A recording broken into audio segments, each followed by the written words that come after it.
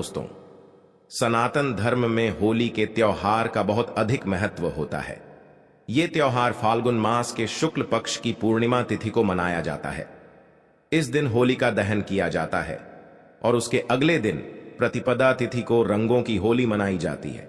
इस साल होली का त्योहार पंचांग के अनुसार फाल्गुन मास की पूर्णिमा तिथि 24 मार्च को सुबह 9:54 पर शुरू होगी। यह 25 मार्च को दोपहर 12:29 पर समाप्त होगी।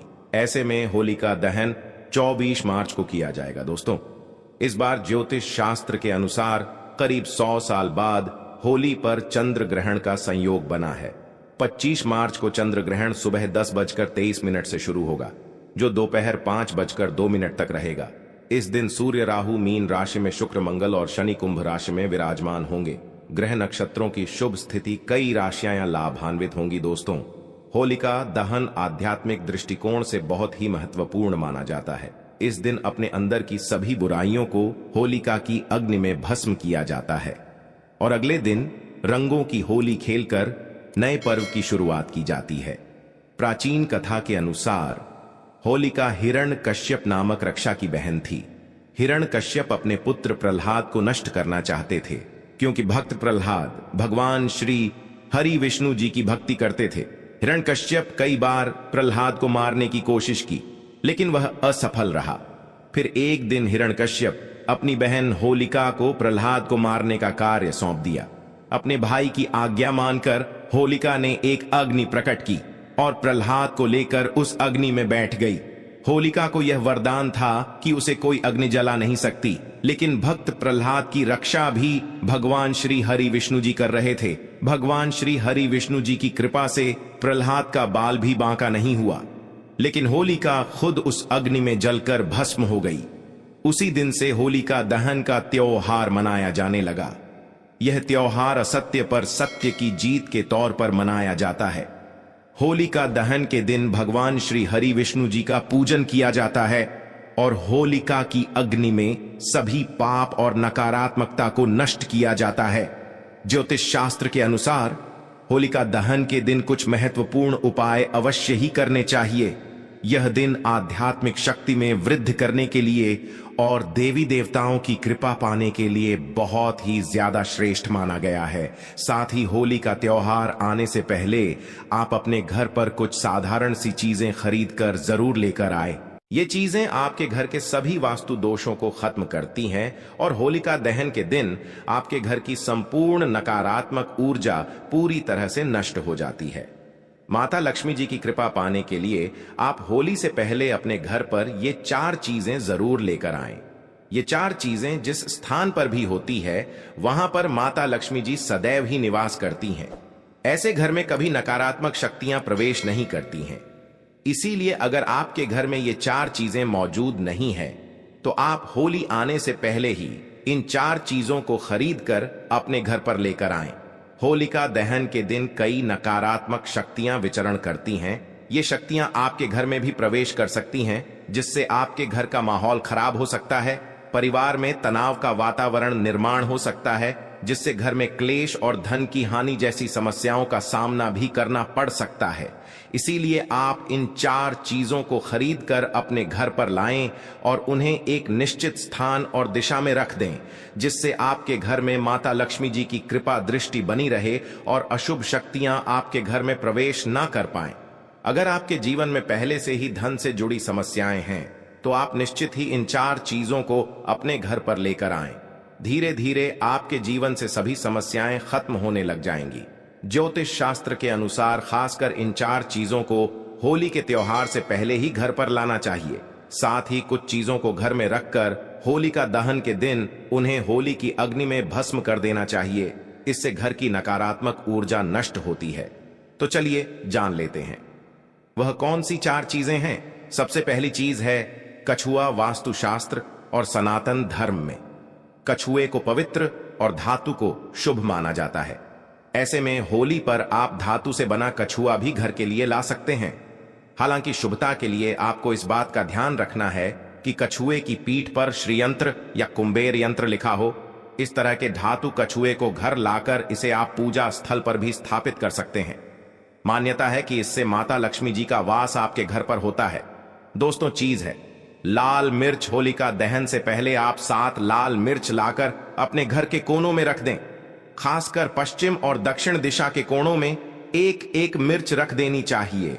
इससे घर में मौजूद नकारात्मक ऊर्जा धीरे धीरे कम होने लगती है। फिर होलिका दहन के दिन इन 7 लाल मिर्च को होली की अग्नि में भस्म कर देना चाहिए। इससे घर के संपूर्ण दोष और नकारात्मक ऊर्जा पूरी तरह से नष्ट हो जाती है और आपके घर में सुख शांति का वातावरण स्थापित हो जाता है। होलिका दहन से पहले हरी मिर्च और नींबू खरीद कर लाना चाहिए और इसे घर के बाहर टांग देना चाहिए।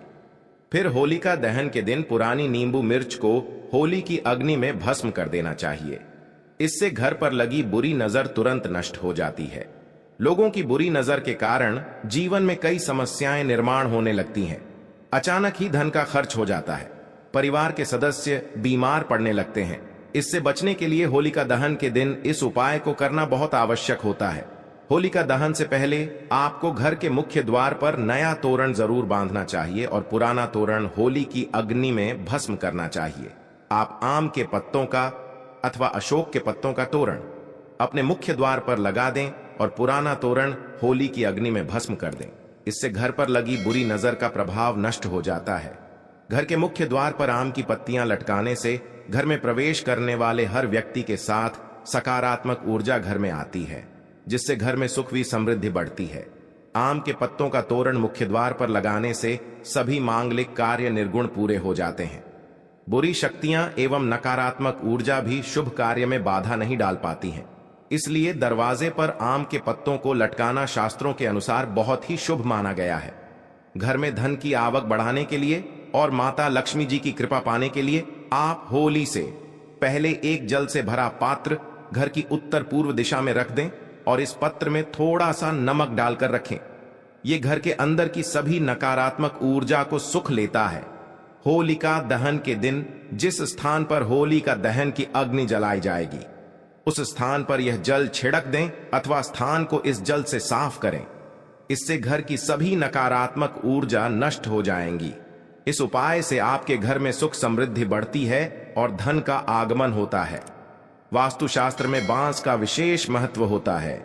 यह नकारात्मक ऊर्जा को सोख लेता है। इसे घर में रखने से नकारात्मक शक्ति नष्ट हो जाती है। ऐसे में होली से पहले घर पर बांस का पौधा जरूर लेकर आएं और इसे उत्तर अथवा पूर्व दिशा में रख दें। इससे परिवार के सदस्यों की सेहत में सुधार आता है और सकारात्मक वातावरण का निर्माण होता है। होली आने से पहले आप भगवान नरसिंह की तस्वीर जरूर लेकर आएं। नरसिंह भगवान श्री हरि विष्णु जी के अवतार माने जाते हैं। उनकी तस्वीर घर में लगाने से संकटों का नाश होता है और घर में सुख शांति बनी रहती है। ध्यान रहे, नरसिंह भगवान की बैठी हुई आशीर्वाद देती हुई तस्वीर लगानी चाहिए, उनके क्रोध रूप की, जिसमें वे हिरण्यकश्यप का वध कर रहे होते हैं। ऐसी तस्वीर को नहीं लगाना चाहिए। वास्तुशास्त्र में इसे अशुभ माना गया है। होली से पहले आप 21 गोमती चक्र जरूर लेकर आएं और होलिका दहन के दिन इन्हें माता लक्ष्मी जी के सामने रखकर इनकी पूजा करें और एक लाल वस्त्र में बंधकर इन्हें तिजोरी में रख दें। इससे धन में वृद्धि होती है।